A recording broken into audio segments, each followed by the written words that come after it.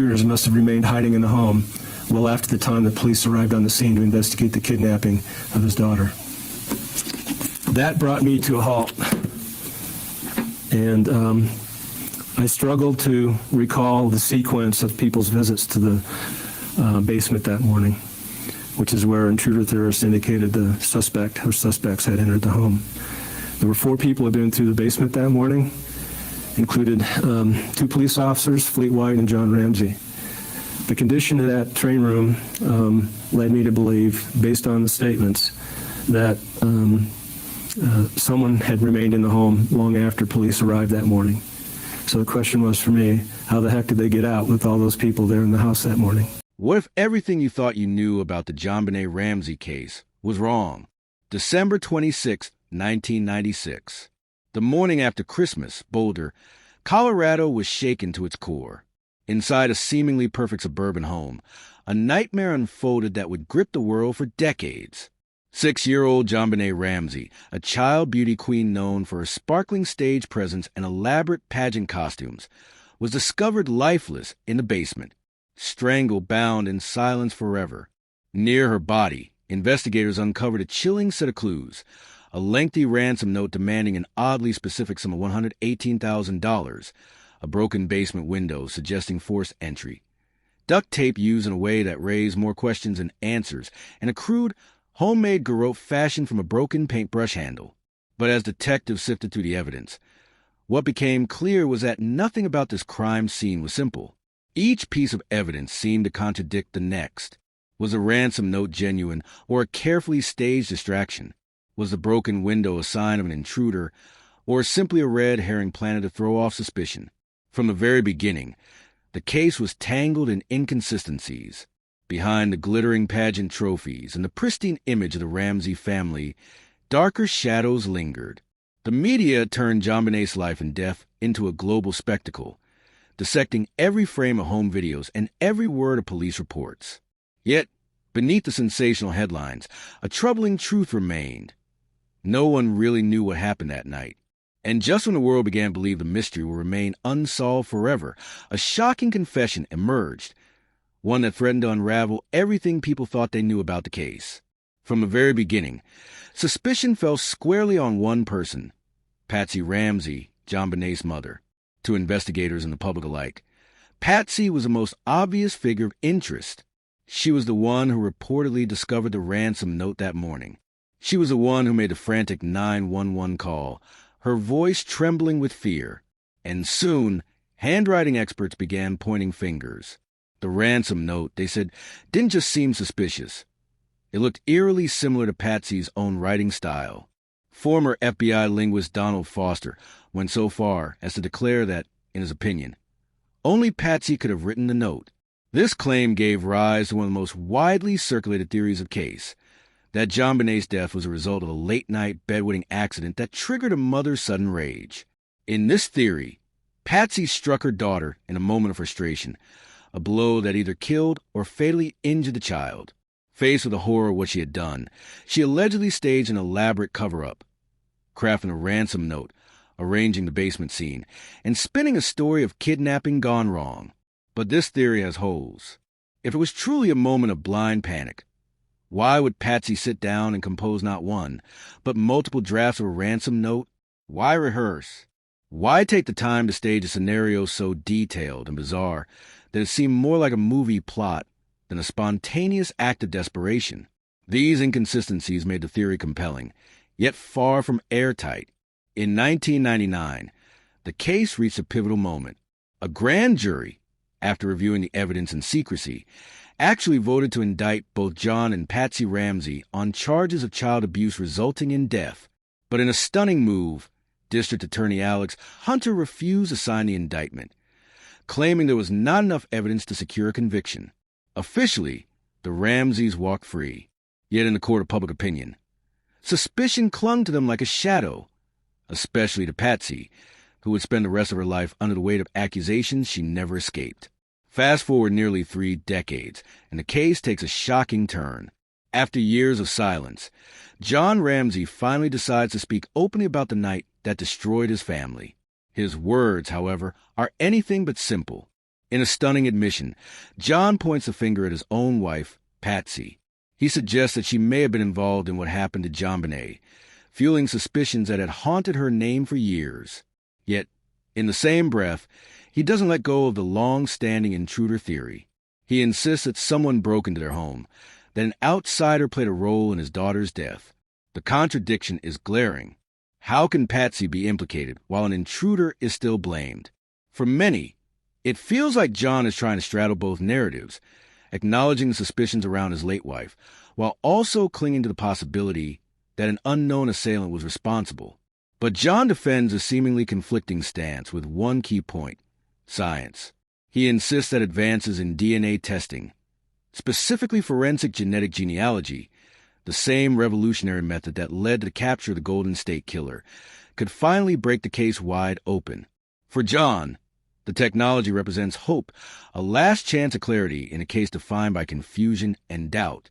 He stands as a father torn in every direction, between loyalty to his wife's memory, the grief of losing his daughter, and the burning need to see justice done before his own time runs out.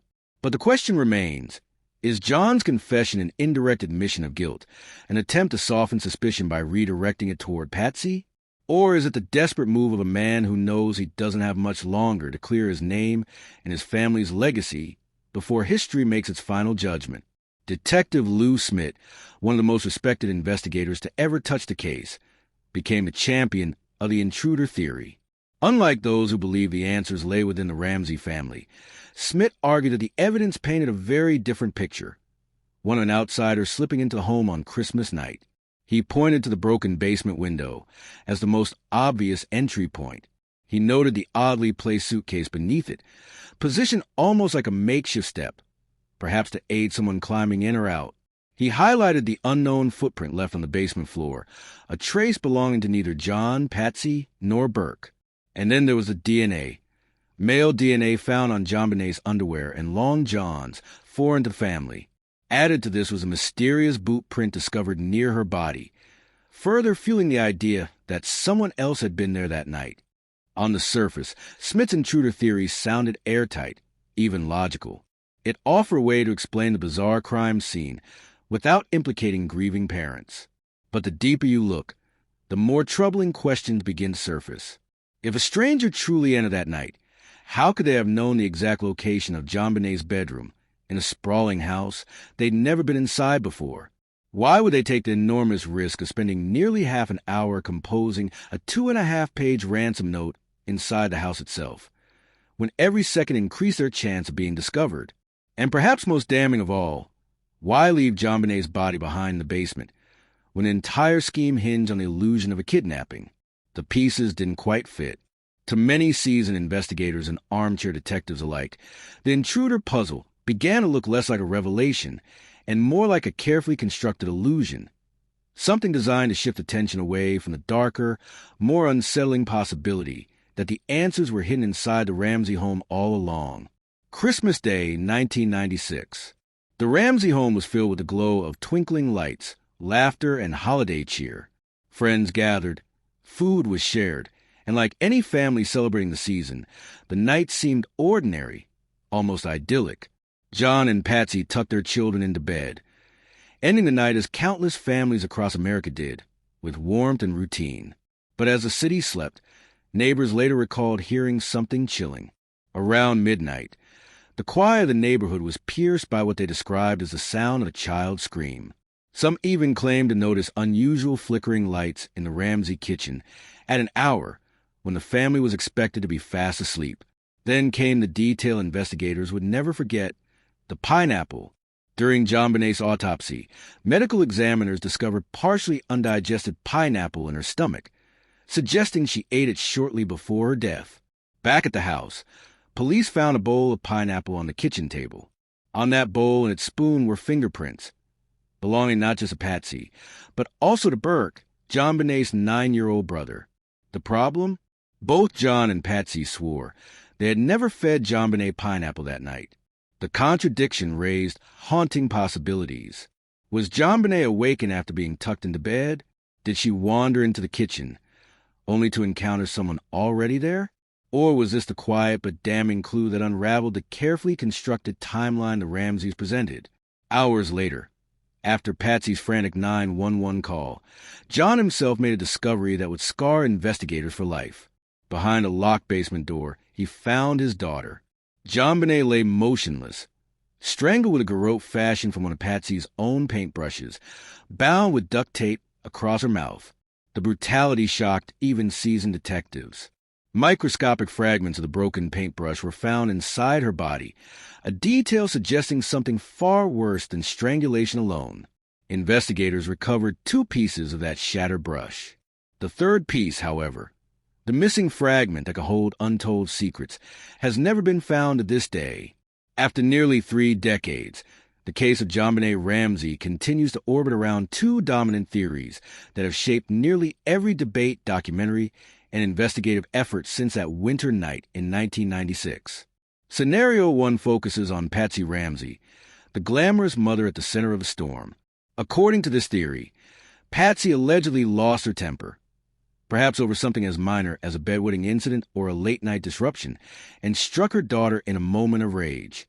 Realizing the gravity of what had happened, John is said to have stepped in, and together, the couple allegedly set the stage for one of the most infamous cover-ups in American true crime. The handwritten ransom note, the theatrical staging of a kidnapping, even the mysterious basement discovery. All, in this theory, are explained as a desperate attempt to protect the family's reputation and salvage their carefully curated public image. Scenario 2 shifts suspicion toward 9-year-old Burke, JonBenet's older brother. This theory suggests a child's flash of anger, perhaps triggered by something as trivial as food or attention, turned violent. JonBenet's death, in this view, wasn't the result of malice, but of an accident born of sibling conflict. Faced with the unimaginable, John and Patsy allegedly chose to protect Burke at any cost, staging the scene to deflect blame and ensure their son wouldn't grow up branded a killer. To those who believe this version, the tragedy lies not only in JonBenet's death, but in the possibility of a lifelong secret kept within the walls of the Ramsey home. And yet, a third possibility lingers, a scenario Detective Lou Smith and others defended passionately, that an intruder truly did slip in that night, navigating the house unseen, and that the foreign male DNA found on JonBenet's clothing still holds the undeniable truth that untouched evidence, preserved for nearly 3 decades, could one day name the real killer. Whether it was a crime born inside the Ramsey household or the act of an outsider, one fact is chillingly clear. Someone that night knew exactly what happened to JonBenet Ramsey. JonBenet Ramsey has been gone for almost 30 years, yet her name still lingers like a ghost in America's collective memory. Her case remains open but fractured, tangled in contradictions that have never been resolved. Within her family, lines of loyalty and suspicion divide father from mother, brother from sister, memory from truth. Every scrap of evidence seems to twist into something else the closer you look at it, like a puzzle designed never to be solved. And all the while, the truth, whatever it may be, has been buried beneath decades of finger-pointing theories and unanswered questions. Was it the tragic result of a mother's panic, an impulsive act followed by frantic attempts to disguise the evidence? Was it a father's decision to stage a cover-up in order to shield the family name and salvage the life they had so carefully built? Could have been a brother's outburst, an innocent child's moment of anger that spiraled into irreversible tragedy, then hidden under layers of deception to protect him from a lifetime of blame? Or does the answer lie outside the Ramsey household altogether, in the shadow of an unknown intruder who may still be walking free today? For nearly 3 decades, investigators, journalists, and armchair detectives have wrestled with these questions, yet none have managed to bring closure. The one thing that remains undeniable is this: until the foreign DNA evidence is tested with the full power of modern forensic genetic technology, the real story of JonBenet Ramsey will remain locked in silence, trapped in the cold, dark corners of that Boulder basement.